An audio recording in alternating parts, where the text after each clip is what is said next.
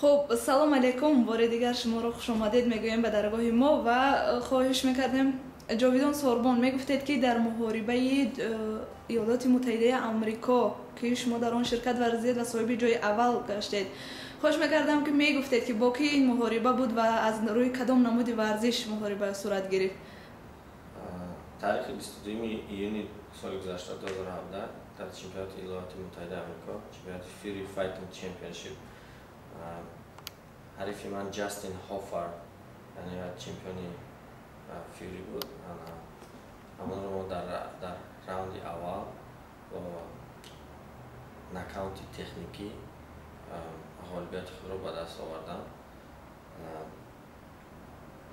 و با یک افتخار دولتی عزیزم رو در بین مردم آمریکا معرفی کردم و بیرق و پرچم ملت خود رو در بین مردم ایالات متحده آمریکا با یک افتخار و بلند برگشتم.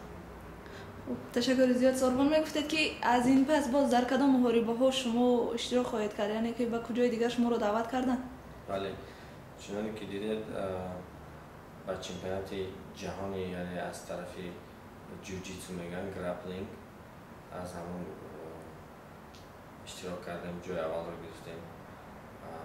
همراه بچه ها همراه ورزشکارای تاجیک بودن اونجا. استاد من اعظم خاکیروف، اختم خاکیروف که ما رو به این چمپیونات رو تیار میکردن، همراه اونا ما رفته جای اول رو گرفتیم.